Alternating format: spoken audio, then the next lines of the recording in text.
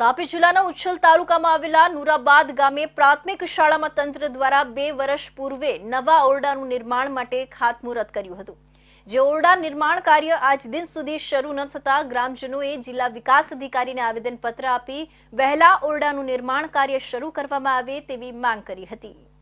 તાપી જિલ્લામાં જાણે પ્રાથમિક શિક્ષણ વિભાગને ગ્રહણ લાગ્યું હોય તે મુજબ તાપી જિલ્લામાં એક બાદ એક શાળાઓની સમસ્યા બહાર આવી રહી છે।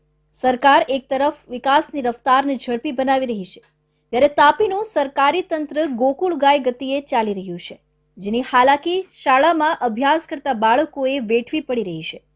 આ વાત કરી રહ્યા છે ઉચ્છલ તાલુકામાં આવેલા નુરાબાદ ગામે ધોરણ 1 થી 8ની પ્રાથમિક શાળાની, જ્યાં તંત્ર દ્વારા શાળા માટે વર્ષ 2021 અને 22માં મંજૂર થયેલા ઓરડાઓનું ખાતમુહૂર્ત કર્યું હતું, પરંતુ તે વાતને આજે 2 વર્ષ વીતી ગયા છે અને આજ દિન સુધી શાળામાં ફાળવેલા ઓરડાનું બાંધકામ શરૂ નહીં થતા ગ્રામજનોએ નારાજ થઈ તાપી જિલ્લા વિકાસ અધિકારીને આવેદનપત્ર આપી રજૂઆત કરી હતી, જેમાં ગ્રામજનોએ માંગ કરી હતી કે વહેલી તકે ગામની શાળાને મંજૂર કરેલા ઓરડાઓનું બાંધકામ શરૂ કરવામાં આવે અને નાના બાળકોને પડતી મુશ્કેલીનું નિવારણ કરવામાં આવે। તાલુકા ઉચ્છલથી અમે આવ્યા છે।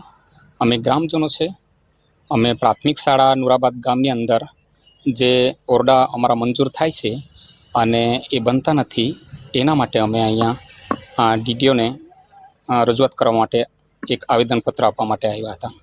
અમારા ગામની અંદર જ્યારે છેલ્લા 17-18 વર્ષની અંદર 2 ઓરડા મંજૂર થયેલા, તો તે વખતે અમારા ગામમાં જે ઓરડા જૂના જર્જરિત હતા એ ઓરડાઓ છે ને ડિમોલિશન કરાવી નાખેલું, પછી 2 ઓરડા બન્યા નથી।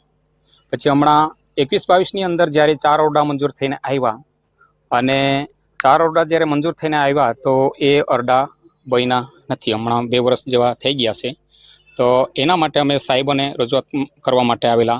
ભણશે ગુજરાત અને આગળ વધશે ગુજરાતના નારા ખૂબ સાંભળવા મળે છે, પરંતુ શું આવી રીતે ભણશે ગુજરાત અને આદિવાસી બાળકોના શિક્ષણનું સ્તર આવી રીતે સુધારશે સરકાર?